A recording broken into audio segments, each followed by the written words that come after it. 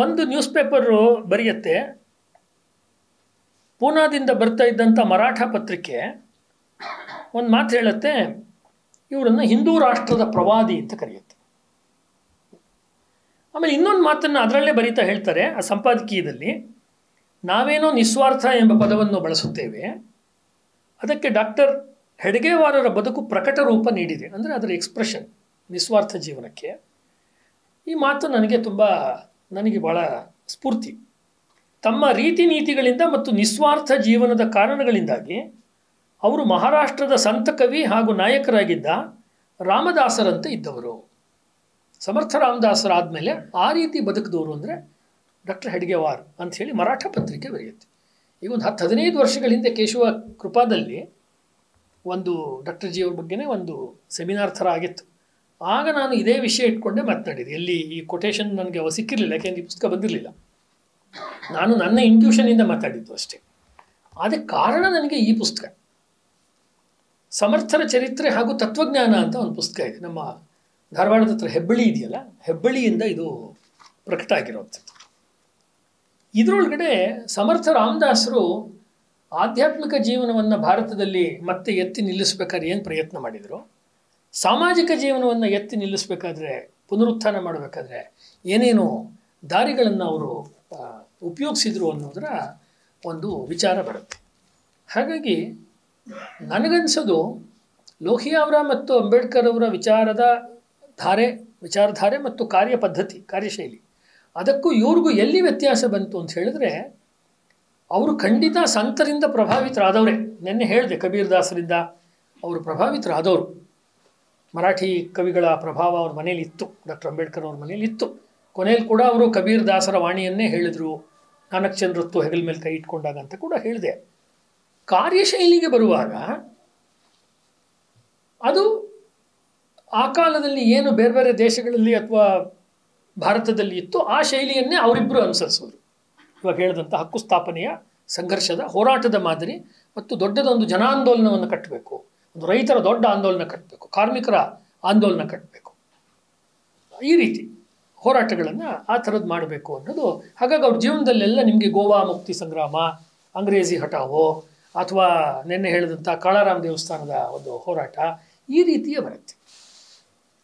Doctor Hedgewar ಅವರು ಬಂದಿದ್ದು ಒಂದು ಸಂತ ಪರಂಪರೆಯ ಹಿನ್ನೆಲೆಯಲ್ಲಿ. ಯಾವುದನ್ನು ನಾವು ಇವತ್ತು ಅವಧೂತ ದತ್ತ ಸಂಪ್ರದಾಯ ಅಂತ ಕರಿತೀವಿ, ಆ ದತ್ತ ಸಂಪ್ರದಾಯದ ಒಬ್ಬ ಸಾಧುಗಳು ಇವರ ಮುತ್ತಜ್ಜ ನರಹರಿ ಅಂತ ಅವರ ಹೆಸರು. ಇದು ನಿಮಗೆ ಈ ಪುಸ್ತಕದಲ್ಲಿ ಬರುತ್ತೆ. ಭಾಳ ಅಧಿಕೃತವಾದಂಥ ಪುಸ್ತಕಗಳಲ್ಲಿ ಇದು ನಾಹಾ ಪಾಲ್ಕರ್ ಅವ್ರು ಬರೆದಿರೋ ಡಾಕ್ಟರ್ ಹೆಡ್ಗೇವಾರ್. ಇತ್ತೀಚೆಗಿದು ಇಂಗ್ಲೀಷಿಗೆ ಬಂತು, ಭಾಳ ವರ್ಷಗಳಿಂದ ಹಿಂದಿಯಲ್ಲಿ ಇದು ಸಿಗ್ತಾ ಇತ್ತು. ತುಂಬ ಪ್ರಸಿದ್ಧವಾದ, ಅದರೊಳಗಡೆ ಬರೀತಾರೆ, ಪ್ರಾರಂಭದಲ್ಲೇ ಕೊಡ್ತಾರೆ.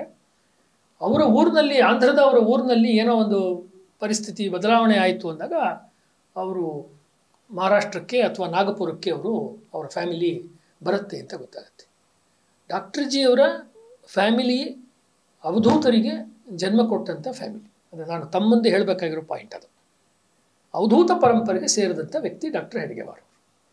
ಯಾಕೆ ಅವ್ರಿಗೆ ನಡ್ಕೊಂಡ್ರು, ನಿಸ್ವಾರ್ಥದ ಭಾವನೆ, ನನ್ನ ಹೆಸರೇ ಬೇಡ ಅನ್ನುವುದೆಲ್ಲ ಬಂತು ಅಂತ ಹೇಳಿದ್ರೆ, ಹಿ belongs to that Avadhuta tradition. ಅವರ ಮುತ್ತಜ್ಜನೇ ಆ ಪರಂಪರೆಯಲ್ಲಿ ಬಂದವರು. ಇದು ನಮಗೆ ಅವರ ಜೀವನ ಚರಿತ್ರೆಯಲ್ಲಿ ಬರುತ್ತೆ. ಎರಡನೇದು, ಮಹಾರಾಷ್ಟ್ರದ ನಾಮದೇವ, ತುಕಾರಾಮು ಮತ್ತು ರಾಮದಾಸರು ಅವರನ್ನು ತುಂಬ ಪ್ರಭಾವಿಸಿದ್ದವರು. ಅವರು ಯಾವುದೇ ರೀತಿ ಹೋರಾಟಗಳಿಗೆ ಹೋಗಲಿ, ಅವರು ಮೊದಲು ಕ್ರಾಂತಿಕಾರಿಗಳಾಗಿದ್ದರು. ಆಮೇಲೆ ಅವರು ಲೋಕಮಾನ್ಯ ತಿಲಕರದು, ಅದು ಅದೇನೆ, ಲೋಕಮಾನ್ಯ ತಿಲಕವಾದಿ ಅಂತ ಕರೆಯೋದಾದರೆ ತಿಲಕೈಟ್ ಆದರವರು ತಿಲಕವಾದಿಯಾಗಿ ತಿಲಕರ ವಿಚಾರಗಳನ್ನು ಅವರು ಮುಂದಕ್ಕೆ ತಗೊಂಡಿದ್ರು. ಗಾಂಧೀಜಿಯವರಿಂದ ಅವರು ಪ್ರಭಾವಿತರಾಗಿ ಗಾಂಧಿವಾದಿಗಳಾದರು ಅವರು. ರಾಕೇಶ್ ಸಿನ್ಹಾ ಕೂಡ ಅದನ್ನೇ ಬರೀತಾರೆ, ತಿಲಕವಾದದಿಂದ ಅವ್ರನ್ನ ಗಾಂಧಿವಾದದ ಕಡೆ ಹೋದರು ಅಂತ ಹೇಳ್ಬೋದು ಅಂಥೇಳಿ. ಇದೆಲ್ಲವನ್ನು ಮಾಡ್ಕೊಂಡ್ಮೇಲೆ ಅವರಿಗೆ ಬಂದಂಥ ಒಂದು ಸ್ಪಷ್ಟವಾದಂಥ ಅಭಿಪ್ರಾಯ ಏನು ಅಂತ ಹೇಳಿದ್ರೆ, ಆಗ ನಡೆಯುತ್ತಿರುವ ಹೊರಗಡೆ ಏನೋ ನಡೆಯುವ ಕ್ರಿಯೆಗೆ ಪ್ರತಿಕ್ರಿಯೆ ಕೊಡೋದು. ಅಂದರೆ ಸಮಾಜದಲ್ಲಿ ಅಸ್ಪೃಶ್ಯತೆ ಇದೆ, ಅದನ್ನು ಹೋಗಲಾಡಿಸೋದಕ್ಕೋಸ್ಕರ ನಾವೊಂದು ಯಾವುದೋ ಒಂದು ಇನ್ನೊಂದು ದಾರಿಯಲ್ಲಿ ಹೋಗ್ತೀವಿ, ಅಥವಾ ಮತ್ತೊಂದೇನೋ ಸಮಸ್ಯೆ ಇದೆ, ಅದಕ್ಕೆ ತಕ್ಷಣ ನಾವು ರಿಯಾಕ್ಷನ್ ಆಗಿ ಏನೋ ಒಂದು ಮಾಡ್ತೀವಿ. ಇದು ಉಪಯೋಗ ಆಗೋದಿಲ್ಲ. ಬಹಳ ಮುಖ್ಯವಾದ ಪಾಯಿಂಟ್ ಇದು. ಅವರ ಅವರ ಭಾರತೀಯ ಸಂಸ್ಕೃತಿ ಕಥನವನ್ನು ಅರ್ಥ ಮಾಡ್ಕೋಬೇಕಾದ್ರೆ ಡಾಕ್ಟರ್ ಹೆಡ್ಗೇವಾರ್ ಅವ್ರದ್ದು ಏನೋ ಒಂದು ಮೊದಲು ನಡೆಯುತ್ತೆ, ಅದಕ್ಕೆ ರಿಯಾಕ್ಷನ್ ಥರ ನಾನು ಮಾಡ್ತೀನಿ ಅಂದರೆ, ನಾನು ಹೊರಗಿನ ವ್ಯಕ್ತಿ, ಅವನು ಶತ್ರುನೇ ಇರಲಿ ಅಥವಾ ಹೊರಗಿನ ಒಂದು ಕಿರಿಕಿರಿ ಇರಲಿ, ಯಾವುದೋ ಒಂದು ಅದು ನಡೆದಾಗ ನಾನು ರಿಯಾಕ್ಷನ್ ಕೊಡ್ತೀನಿ. ಅದನ್ನು ಮಾಡ್ಬೋದು. ಯಾವಾಗ? ಮಳೆಗಾಲದಲ್ಲಿ ಪ್ರವಾಹ ಬರುತ್ತೆ, ಅದು ಮಳೆಗಾಲ ಬಂದ ಮೇಲೇ ನಾವು ಪ್ರವಾಹಕ್ಕೆ ಕೆಲಸ ಮಾಡಬೇಕಾಗತ್ತೆ, ಅದು ಸಹಜ.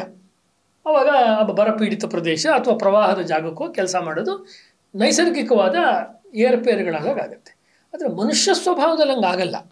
ಶಾಶ್ವತವಾಗಿರುವಂಥ ಮನುಷ್ಯನ ಅಥವಾ ಹಿಂದೂಗಳ ಕೆಲವು ದೌರ್ಬಲ್ಯಗಳಿದ್ದಾವೆ.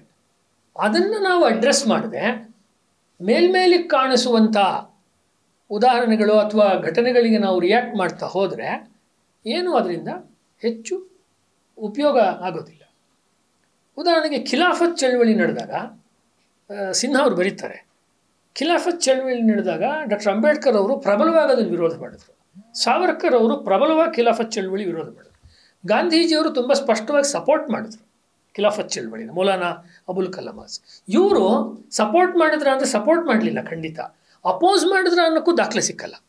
ಇವರೇ ಹೇಳುವಂಥದ್ದು. ಯಾಕೆ ಅಂದರೆ ಅದು ಎಲ್ಲಾದರೂ ನಡ್ಕೊಳ್ಳಿ, ನಾನು ಆ್ಯಕ್ಷನ್ ರಿಯಾಕ್ಷನ್ ಅಂತ ಹೇಳಿದ್ನಲ್ಲ ನಿಮಗೆ, ಎಲ್ಲ ಏನಾದ್ರು ನಡೀಲಿ, ಫೈನಲಿ ಅದರ ಪರಿಣಾಮ ಆಗೋದು ನಾಗ್ಪುರದಲ್ಲೋ ಪೂನಾದಲ್ಲೋ ಇರುವಂಥ ಹಿಂದೂ ಮಹಿಳೆಯರು ಹಿಂದೂ ಪುರುಷರ ಮೇಲೆ ಸಮಸ್ಯೆ ಆಗುತ್ತೆ, ಅಥವಾ ಹಿಂದೂ ದೇವಾಲಯಗಳ ಮೇಲೆ ಸಮಸ್ಯೆ ಆಗುತ್ತೆ.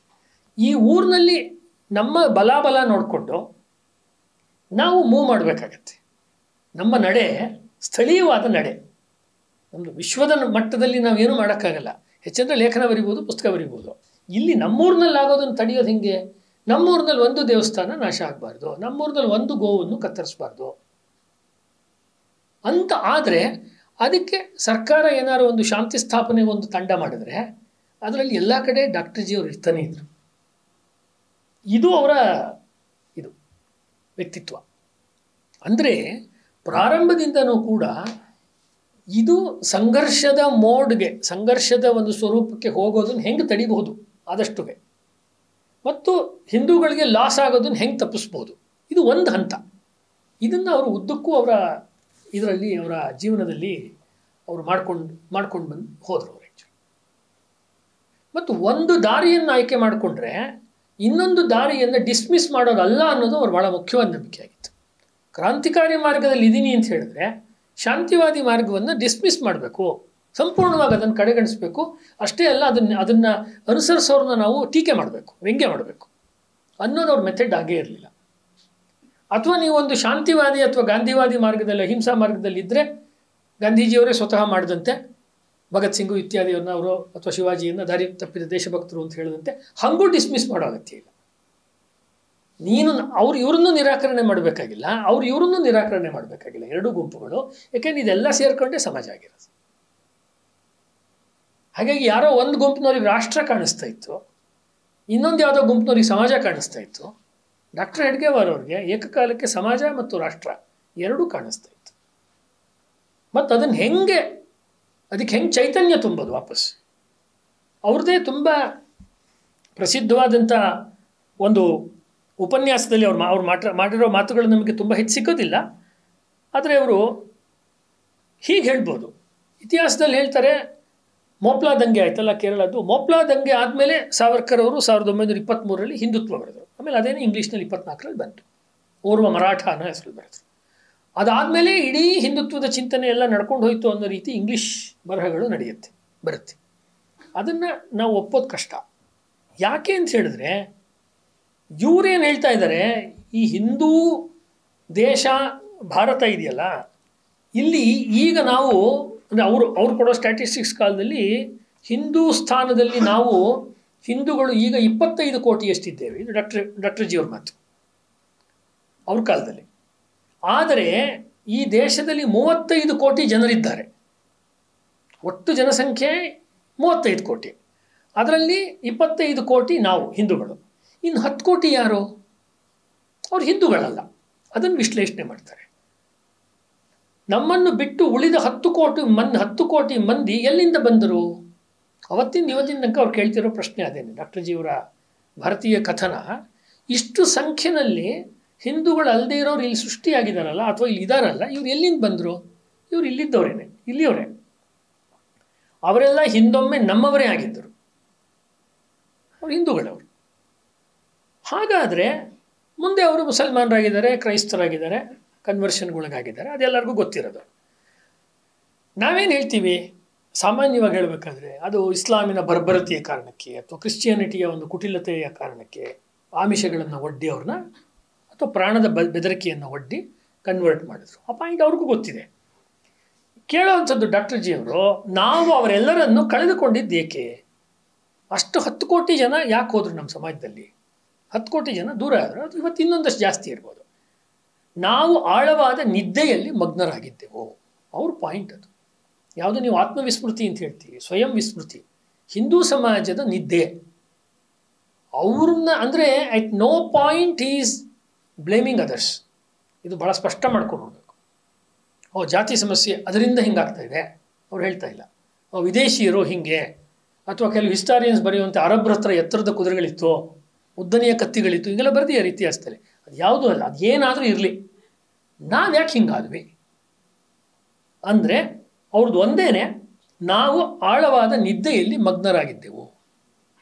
ಪರದಾಸ್ಯ ಮುಸುಕಿರಲು, ಪರತತ್ವ ತುಂಬಿರಲು, ಸ್ವಾಭಿಮಾನದ ಜ್ವಾಲೆ ಪ್ರಜ್ವಲಿಸಿ ಅಲ್ವಾ ಬೆಳಗಿಸಿದೆ ಅಥವಾ ಮೊಳಗಿಸಿದೆ, ದೇಶ ಸೇವೆ ನೆರೆದು ಅಂತೆಲ್ಲ ಮುಂದಕ್ಕೆ ಬರುತ್ತೆ. ಅಲ್ಲೇನು ಬರುತ್ತೆ? ನಿನಗೊಬ್ಬನಿಗೆ ಮಾತ್ರ ಬರಲಿಲ್ಲ ನಿದ್ದೆ, ಆ ಪದ್ಯದಲ್ಲಿ ಬರೋದು, ಆ ಕವನದಲ್ಲಿ. ಆ ನಿದ್ರೆ ಉಳಿದವರಿಗೆ ಒಂಥರ ಜೋಂಪಿದೆ. ಅಂದರೆ ಈ ಒಂದು ಪಾಯಿಂಟನ್ನು ಸಲ್ಯೂಷನ್ ಮಾಡಿಬಿಟ್ರೆ ಇದು ಸರಿಯಾಗಿಬಿಡುತ್ತೆ, ಇದೊಂದು ತೆಗೆದುಬಿಟ್ರೆ ಆಯಿತು. ಆ ರೀತಿ ಸಿಂಗಲ್ ಪಾಯಿಂಟೆಡ್ ಆಗಿರೋ ರೀತಿಯಲ್ಲಿ ಅವ್ರು ಹೋಗದೆ, ನಮಗೆ ಒಂದು ಸಮಾಜವಾಗಿ, ಹಿಂದೂ ಸಮಾಜವಾಗಿ ನಮಗೆ ನಿದ್ರೆ ಇದೆ. ನಮ್ಮ ಅಜಾಗರೂಕತೆಯ ಕಾರಣಕ್ಕೆ, ನಮ್ಮ ಅನ್ಕಾನ್ಷಿಯಸ್ನೆಸ್ ಕಾರಣಕ್ಕೆ ನಾವು ವರ್ಷದಿಂದ ವರ್ಷಕ್ಕೆ ಅಥವಾ ದಶಕದಿಂದ ದಶಕ್ಕೆ ಹಿಂದೂಗಳಾಗಿದ್ದವರು ಬೇರೆಯವರಾಗ್ತಾ ಇದ್ದಾರೆ. ಅವರು ಬೇರೆ ಬೇರೆ ಗುಂಪುಗಳಿಗೆ ಅಥವಾ ಬೇರೆ ರಿಲಿಜನ್ಗಳಿಗೆ ಅಥವಾ ಬೇರೆ ಬೇರೆ ಐಡಿಯಾಲಜಿಗಳಿಗೆ ಅವರು ಹೋಗ್ತಾ ಇದ್ದಾರೆ. ಇದಕ್ಕೆ ಆ ವಿಚಾರಗಳು ಅಥವಾ ಅವರ ಒಂದು ಸ್ಟೈಲ್ಗಳು ಅಷ್ಟಷ್ಟು ಸ್ಟ್ರಾಂಗ್ ಇದೆ ಅಂತ ಹೇಳಿದರೆ ಏನು ಉಪಯೋಗ ಇಲ್ಲ. ಅದೇನಾಗುತ್ತೆ, ಹಿಂದಿಯಲ್ಲಿ ಹೇಳ್ತಾರೆ ಮಹಿಮಾ ಮಂಡನ್ ಅಂತಾರೆ, ಇದು ಶತ್ರುವಿನ ವೈಭವೀಕರಣ ಮಾಡ್ದಂಗೆ ಆಗುತ್ತೆ. ನಮ್ಮ ಇವತ್ತಿನ 190 ಯೂಟ್ಯೂಬ್ಗಳು ಅದನ್ನೇ ಮಾಡ್ತಾ ಇರೋದು. ಇನ್ನು 10 ವರ್ಷದಲ್ಲಿ ಹಿಂದೂಗಳ ಕಥೆ ಮುಗೀತು, ಆಗೋಯ್ತು ಅಂತ ನಾವೇ ಡೂಮ್ಸ್ಡೇ ದಿನ ಬರುತ್ತೆ, ದಿನ ಒಂದು 100 ಬರುತ್ತೆ, ಮುಗಿದೋಯ್ತು ನಮ್ಮ ಕತೆ. ಏನು ಮಾಡೋಣ ಇವಾಗ? EMI ಕಟ್ಬಿಡ್ತಾ ಇದ್ದೀವಿ, ಸಾಲ ಮಾಡ್ಕೊಂಡಿದ್ದೀವಿ, ಎಲ್ಲೋಗೋಣ ಈಗ? ಇನ್ನು ಮಕ್ಕಳು ಮರಿ ಎಲ್ಲ ಬೆಳಿಬೇಕಲ್ಲ, ಈ ಪೀಳಿಗೆ ಅವ್ರದ್ದು ನಾನು ಹೇಳ್ತಿರೋದು. ಇದು ಅವ್ರಿಗಿಂತ ಮುಂಚೆನೇ ಒಬ್ಬರು ಡಾಕ್ಟರ್ ಹೆಡ್ಗೇವರವ್ರಿಗಿಂತ ಪ್ರಾರಂಭದಲ್ಲೇ ಈ ಹಿಂದೂ ವಿಚಾರವನ್ನು ಹೇಳಬೇಕಾದ್ರೆ ಈ ರೀತಿಯ ಒಂದು ಭಾವನೆಯನ್ನು ಬೇರೆಯವರು ಕೂಡ ಆಗಲೇ ಉಂಟು ಮಾಡ್ತಾ ಇದ್ರು. ಅದನ್ನು ಕೂಡ ನಾವು ನೋಡ್ಬೋದು. 1909ನೇ ಇಸ್ವಿನಲ್ಲಿ, ಇದು ನಮ್ಮ ಇಲ್ಲಿರ್ತಕ್ಕಂಥ ಎಲ್ಲ ಚಿಂತಕರು ಎಲ್ಲ ಇದ್ದೀರಾ, ನಿಮ್ಮ ಗಮನಕ್ಕೆ ತರಬೇಕಾದ್ದು, ಬಂಗಾಳದಲ್ಲಿ UN ಮುಖರ್ಜಿ ಅಂತ ಹಿಂದುತ್ವದ ಬಗ್ಗೆ ಮೊದಲು ಪದದ ದೃಷ್ಟಿಯಿಂದ ಕಾಯಿನ್ ಮಾಡಿ ಚರ್ಚೆ ಮಾಡೋಕ್ಕೆ ಶುರು ಮಾಡಿದವರು ಅವರೊಬ್ಬರು. ಸಾವರ್ಕರ್ ಅವ್ರು ಬರೋಕ್ಕೆ ಮುಂಚೆನೇ 108 ಡೆಫಿನಿಷನ್ಸ್ ಇತ್ತು ಹಿಂದುತ್ವಕ್ಕೆ. ಇವರು ಮೊದಲನೇದೇನಲ್ಲ ಅದು, ಆದರೆ ಇದು ನಿಂತ್ಕೊಳ್ತು. ಸಾವರ್ಕರ್ ಅವ್ರು ಕೊಟ್ಟ ಡೆಫಿನಿಷನ್ ಉಳಿತು ಕಾಲದ ಒಂದು ಪ್ರವಾಹದಲ್ಲಿ. 1909ರಲ್ಲಿ ಕೆಲವು ಚಿಂತಕರು ಹಿಂದೂಗಳ ಕಥೆ ಮುಗೀತು. ಯಾವಾಗ? 1909ರಲ್ಲಿ ಮುಗೀತು ಅಂದಿದ್ರು. ಈಗಿನ್ನು 2025ರಲ್ಲಿ ನಾವು ಇಷ್ಟೊಂದು ಜನ ಸೇರ್ಕೊಂಡಿದ್ದೀವಿ. ಇಬ್ಬರು ಚಿಂತಕರು ತರ್ಕಬದ್ಧವಾಗಿ ಹಿಂದೂಗಳ ಸಮಾಪ್ತಿ ಆಗ್ತಾ ಇದೆ, ಹಿಂದೂ ನಾಗರಿಕತೆ ಸಮಾಪ್ತಿ ಆಯಿತು ಅಂತ ಬರೆದಿದ್ರು. ಅದರಲ್ಲಿ ಒಬ್ಬರು UN ಮುಖರ್ಜಿ ಅಂತ. ಅವರೊಂದು ಮಾತು ಹೇಳಿದರು, Hindu is a dying race. ಇದೊಂದು ಮರಣದ ಕಡೆಗೆ ಮರಣೋನ್ಮುಖವಾದ ಜನಾಂಗ, ಇವ್ರ ಕಥೆ ಇಲ್ಲ ಅಂತ. ಸೊ ಇದನ್ನು ಅನೇಕರು ಕೂಡ ಬೇರೆ ಬೇರೆ ಲೇಖಕರುಗಳು, ಅವರು ರಷ್ಯಾದ ಒಬ್ಬ ಲೇಖಕಿ ಅದೇ ಮಾತನ್ನೇ ಹೇಳಿದರು, ಗ್ರೀಕಿನ ಲೇಖಕಿ, ಗ್ರೀಸ್ ದೇಶ. ಅದನ್ನು ಬಾಬಾರಾವ್ ಸಾವರ್ಕರ್ ಆ ಪುಸ್ತಕಕ್ಕೆ ಮುನ್ನುಡಿಯನ್ನು ಕೂಡ ಬರೆದಿದ್ರು. ಅಂದರೆ Greek warning to the Hindus ಅಂತ ಹೇಳಿ ಪುಸ್ತಕದಲ್ಲಿ ಗ್ರೀಕ್ ಸಂಸ್ಕೃತಿ ಹೆಂಗೆ ನಾಶವಾಯಿತೋ ಹೀಗೆ ನೀವು ನಾಶ ಆಗಿಬಿಡ್ತೀರಾ, ಎಚ್ಚರಿಕೆ ಅಂತ ಆಕೆ ಒಬ್ಬ ಗ್ರೀಕ್ ಮಹಿಳೆ ಎಚ್ಚರಿಕೆ ಕೊಟ್ಟಿದ್ದು ಬಾಬಾರಾವ್ ಸಾವರ್ಕರು. ಯಾರು? ಡಾಕ್ಟರ್ ಜಿ ಅವ್ರ ಜೊತೆ RSSನ ಬೇರೆ ಬೇರೆ ಚಟುವಟಿಕೆಗಳಲ್ಲಿ ತೊಡಕೊಂಡಿದ್ರು. ಅವರು ಅದಕ್ಕೆ ಮುನ್ನುಡಿಯನ್ನು ಬರೆದಿದ್ರು. ಅಂದರೆ ಆ ಕಾಲದಲ್ಲಿ ಆತಂಕ ಇದ್ದಿದ್ದು ನಿಜ. ಈಗ ಸ್ವಲ್ಪ ಮುಂದಕ್ಕೆ ಹೋಗೋಣ. Very interesting. ನಾವು ಥಿಂಗ್ಸ್ ಬಿಕಮ್ ಮೋರ್ ಇಂಟ್ರೆಸ್ಟಿಂಗ್. ಯಾಕೆ ಹಂಗೆ ಅನ್ಸತ್ತೆ ನಮಗೆ ಹಿಂದೂಗಳಿಗೆ ಭವಿಷ್ಯ ಇಲ್ಲ ಅಂತ? ಆಗಾಗಲಿ ಅಥವಾ ಈಗಾಗಲಿ ಇವತ್ತಾಗಲಿ ಯಾಕೆ ಅನಿಸುತ್ತೆ? ಯಾಕನ್ಸತ್ತೆ ಅಂತ ಹೇಳಿದ್ರೆ, ಒಂದು ನಮಗೆ ಇರುವಂಥ ಒಂದು ಪರಂಪರೆ, ನಮಗಿರುವಂಥ ಒಂದು ಚೈತನ್ಯಮಯವಾದ ಹಿಸ್ಟ್ರಿ, ಸಾವಿರಾರು ವರ್ಷಗಳ 5,000 10,000 ಒಟ್ಟಿನಲ್ಲಿ ದೀರ್ಘಕಾಲವಾದ ಇತಿಹಾಸ ಇದೆಯಲ್ಲ, ಇದ್ರ ಬಗ್ಗೆ ನಂಬಿಕೆ ಇರೋ ಚಿಂತಕರದ್ದು ಒಂದು ಗುಂಪಿದೆ. ಹಿಂದೂ ವಿಚಾರ ಹೇಳೋರೊಳಗೆ ನಾನು ಹೇಳ್ತಿರೋದು. ಇದು ಈ ಥರದ್ದು ಎಷ್ಟೊಂದು ನೋಡಿದ್ದೀವಿ, ಇದೇನು ದೊಡ್ಡದಲ್ಲ ಇದು, ಈ ಸರ್ತಿನೂ ನಾವು ಹೇಗಾದರೂ ಮಾಡಿ ಮತ್ತೆ ಗೆದ್ದು ಬರ್ತೀವಿ ನಾವು ಅನ್ನೋದು ಒಂದು. ಉದಾಹರಣೆಗೆ ನೆಹರು ಅವರು ಆದಮೇಲೆ ಯಾರೋ ಸಾವರ್ಕರ್ನ ಕೇಳಿದ್ರಂತ, ಹೂ ಇಸ್ ಆಫ್ಟರ್ ನೆಹರು ಅಂದರೆ, ನೆಹರು ಏನು ಚಂದ್ರಗುಪ್ತನಾ, ಈ ದೇಶದಲ್ಲಿ ಎಂತೆಂಥ ರಾಜರು ಬಂದಿದ್ದಾರೆ, ಇನ್ನೊಬ್ಬ ಹುಟ್ಟು ಬರ್ತಾನೆ ಬಿಡಿ ಅಂತ ಅವ್ರು ಹೇಳಿರೋ ಕಾನ್ಫಿಡೆನ್ಸ್ ಇದೆಯಲ್ವಾ. ಅಥವಾ ಯಾವುದೋ ಒಂದು ಮದುವೆ ಮನೆಯಲ್ಲೋ ಅಥವಾ ಒಂದು ಸುಮ್ಮಿಗೆ ತಮಾಷೆಯ ಕಾರ್ಯಾಲಯದಲ್ಲೋ ಸುಮ್ಮನೆ ದಿಂಬುಗಳನ್ನು ಎತ್ಕೊಂಡು ಆಟಾಡಿಕೊಂಡು ಅಥವಾ ಬಿಸಾಕಿ ಆಟಾಡುವಾಗ ಯಾರೋ ಒಬ್ಬ ಹೇಳಿದ್ನಂತೆ, ಡಾಕ್ಟರ್ ಹೆಡ್ಗೇವಾರ್ ಅವರು ಇರೋವಾಗಲೇ, ಈ ದೇಶದಲ್ಲಿ ಇದು ಯಾವ ಮೂರ್ಖ ಹೇಳ್ತಾನೆ ಇದನ್ನು ಹಿಂದೂ ರಾಷ್ಟ್ರ ಅಂಥೇಳಿ ಅಂತ. ಅದುವರೆಗೂ ತಮಾಷೆಯಾಗಿದ್ದಿದ್ದು ವಾತಾವರಣ ಸೀರಿಯಸ್ ಆಗಿಬಿಟ್ಟು ಡಾಕ್ಟರ್ ಹೆಡ್ಗೇವಾರ್ ಹೇಳಿದ್ದು, ನಾನು ಕೇಶವ ಬಲಿರಾಮ್ ಹೆಡ್ಗೇವಾರ್ ಹೇಳ್ತೀನಿ ಇದು ಹಿಂದೂ ರಾಷ್ಟ್ರ ಅಂತೇಳಿ. ಆಮೇಲೆ ನೆಕ್ಸ್ಟ್ ಅಬ್ಸರ್ವ್ ಮಾಡಿ ಮಾತು, ಅದು ನಮಗೆ ವೈಚಾರಿಕ ಚರ್ಚೆಗೆ ಬುನಾದಿ. ಈ ದೇಶದಲ್ಲಿ ಒಬ್ಬನೇ ಒಬ್ಬ ವ್ಯಕ್ತಿ ಹಿಂದೂವಾಗಿ ಉಳಿಯೋ ತನಕ ಇದು ಹಿಂದೂ ರಾಷ್ಟ್ರ ಅಂತ. ಒಬ್ಬನೇ ಒಬ್ಬ ಇದ್ದಾನೆ. ಇವತ್ತಿನ ಲೆಕ್ಕಕ್ಕೆ ನೀವು ಒಬ್ಬನೇ ಅಲ್ಲದೆ 100 ಇಟ್ಕೊಳ್ಳಿ, 1,000 ಇಟ್ಕೊಳ್ಳಿ, ಒಬ್ಬನೇ. ಅಂದರೆ ಅವ್ರು ಹೇಳ್ತಿರೋದು, don't go by numbers, don't go by demography. ಇಡೀ ಅಂಬೇಡ್ಕರ್ ಅವ್ರ ಚರ್ಚೆ, ಇಡೀ ಲೋಹಿಯಾ ಅವ್ರ ಚರ್ಚೆ, ಇಡೀ ಹಿಂದೂ ಮಹಾಸಭಾ ಚರ್ಚೆ, ಇಡೀ ಮುಸ್ಲಿಂ ಲೀಗ್ ಚರ್ಚೆ ಎಲ್ಲ ನಡೀತಾ ಇರೋದು ಡೆಮೋಗ್ರಫಿ ಮೇಲೆ. ಡಿಫರೆನ್ಸ್ ನಿಮ್ಗೆ ಹೇಳ್ತಾ ಇದ್ದೀನಿ ನಾನು. ಇಲ್ಲಿ ಯಾರು ಸರಿ ಯಾರು ತಪ್ಪು ಅನ್ನೋಂಥದ್ದಲ್ಲ. ಈ 3 ಜನ ವ್ಯಕ್ತಿಗಳನ್ನು ಇಟ್ಕೊಂಡು ನಾವು ನೋಡಬೇಕಾದ್ರೆ ಜನಸಂಖ್ಯೆ ಕುಗ್ಗಿದರೆ, ನಮ್ಮಲ್ಲಿ ಇದೆಯಲ್ಲ ವಿವೇಕಾನಂದರದ್ದು ಮತ್ತು ಸಂಘದಲ್ಲೂ ಕೂಡ ಮತ್ತೆ ಹೇಳುವಂಥ ಮಾತುಗಳು, ಮತಾಂತರವೆಂದರೆ ರಾಷ್ಟ್ರಾಂತರ ಅನ್ನೋ ಪದ ಇದೆ ಅಲ್ವಾ. ಸ್ವಲ್ಪ ಅದಕ್ಕಿಂತ ಡಾಕ್ಟರ್ ಜಿಯವರ ಅಭಿಪ್ರಾಯ ಬೇರೆ ಇದೆ. ಮೂಲದ ಅವರ ಉಪನ್ಯಾಸಗಳಂತ ಮಾತುಗಳು, ಅಳುದುಳಿದ ಮಾತುಗಳು ಸಿಕ್ಕಿದೆಯೋ ನೋಡಿದ್ರೆ, ಎಲ್ಲಿ ತನಕ ನಮ್ಮ ಸೈನ್ಯದಲ್ಲಿ, ಈಗ ಮಹಾಭಾರತ ತಗೊಳ್ಳಿ, ನಮ್ಮ ಸೈನ್ಯದಲ್ಲಿ 7 ಅಕ್ಷೋಹಿಣಿ ಇದೆ, ಅವ್ರ ಸೈನ್ಯದಲ್ಲಿ 11 ಅಕ್ಷೋಹಿಣಿ ಇದೆ.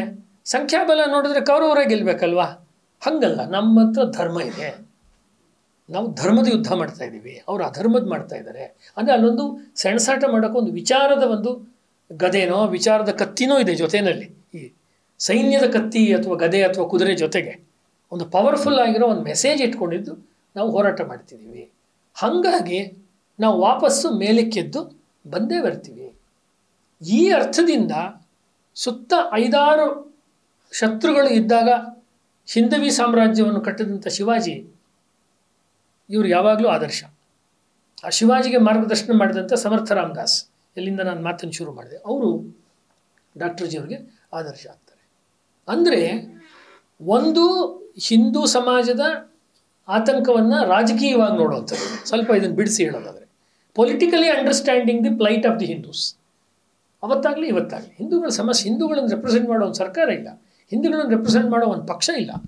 ಎಲ್ಲ ಹಿಂದೂ ಹೆಸರು ಹೇಳ್ಕೊಂಡು ಬರ್ತಾರೆ, ಆಮೇಲೆ ಅವರೆಲ್ಲ ಲಾಬಿ ಮಾಡ್ತಾರೆ. ಹೀಗೆ ಆ ಕಾಲದಲ್ಲೂ ಹೇಳ್ತಾರೆ, ಈ ಕಾಲದಲ್ಲೂ ಹೇಳ್ತಾರೆ. ಅದು ಒಂದು ಲೆಕ್ಕ.